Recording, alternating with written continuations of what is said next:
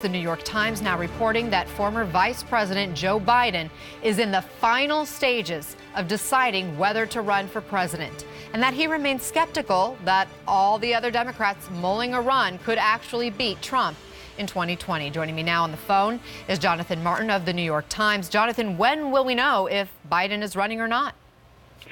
Well, thanks for having me. I think we'll know something within the next month.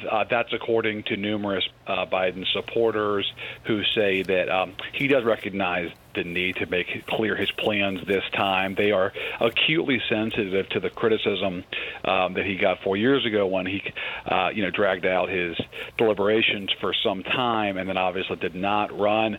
And I think they want to make a decision here either way in the next few weeks. But I will tell you from our reporting, the conversations that the former vice president had over the holidays, and he and his wife were in the Virgin Islands and he was working the phones.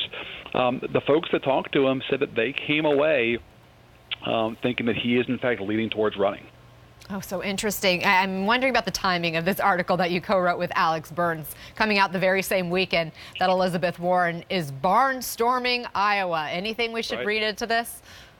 No, I think it's more about the fact that the holidays are over, and the vice president said he was going to use the holidays to think about this, talk to his family about it, and he did more than that. He had some conversations with some allies, and I think he is thinking very seriously about running. And there is a school of thought in the Democratic Party, especially among donors, but not just with donors, that the only thing that matters in 2020, relatively speaking, is finding somebody that can beat President Trump. And there are people in the party who think that he would have the best shot, Biden would, to beat President Trump. Do you see a Biden candidacy being the ultimate primary test of whether this is still the party of the old guard, or if it is ready to pass the torch to Alexandria Ocasio-Cortez and the Beto O'Rourke's? Yeah, well, I think that's one of the overriding questions is, does the party want to sort of go with a continuity, somebody who would kind of reflect a left of center, but pragmatic politics in the kind of Clinton and Obama tradition, or do they want to go, not just ideologically more to the left, but also find somebody who is more confrontational, somebody who wants to not work with the Republicans, but thwart them. And I think that's one of the big questions with Biden here is he's from the old school, and when I say that, I mean he.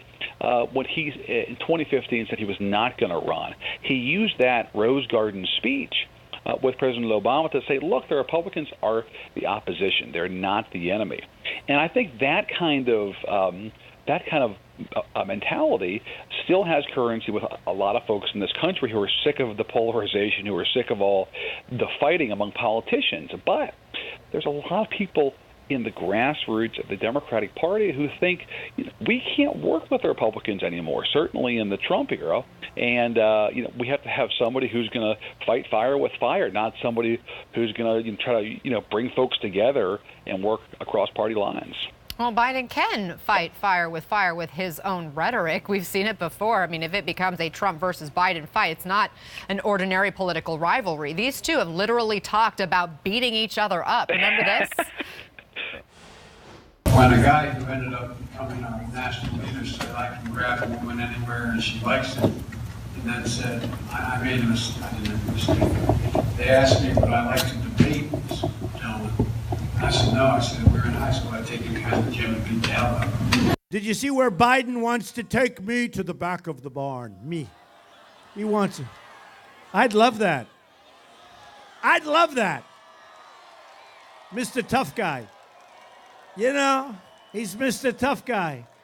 When he's Mr. Tough Guy? When he's standing behind a microphone by himself. That's when he wants to bring me to the back of the barn. Oh. Some things in life you could really love doing. Jonathan, what would this fight look like? Well, you're right. First of all, I think Biden's rhetoric about working with the Republicans means more some of his old colleagues in the Senate.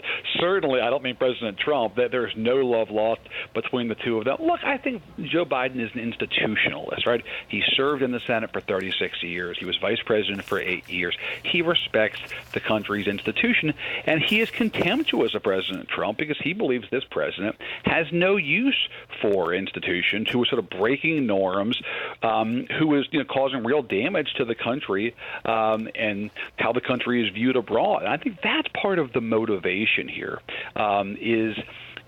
I think Biden views this, and some of his supporters certainly do, as more of a national emergency election. That this is not some ideological, test between various factions on the left, but that they think this is a moment where we just have to have somebody come in and sort of heal the land and bring the country back together. And I think that would be one of their selling points if he does run. But I'll say, Anna, talking to some of the Biden folks, they do worry a little bit privately about if Biden does run, and Trump taunts him, having to restrain the vice president from going too far. You played that clip about taking him behind the score at the back of the barn. There's some worry about that sort of Biden would pop off a little bit if Trump really does bring it on. Well, I wonder if that would even be a bad thing in this day and age, where what used to be gaffes or, being politically incorrect was seen as such a weakness. And now here we have Trump, and so many people liked him. Is that, the Biden folks are going to argue that, the sort of Biden gaffe tendencies would be devalued politically. It wouldn't hurt him as much politically because they would say, well, if President Trump says outlandish things all the time, he's not going to get penalized for his sort of Bidenism. That the world would look differently this time around if he does run and sort of say off-key things. Jonathan Martin, thanks for your reporting, for sharing with us tonight.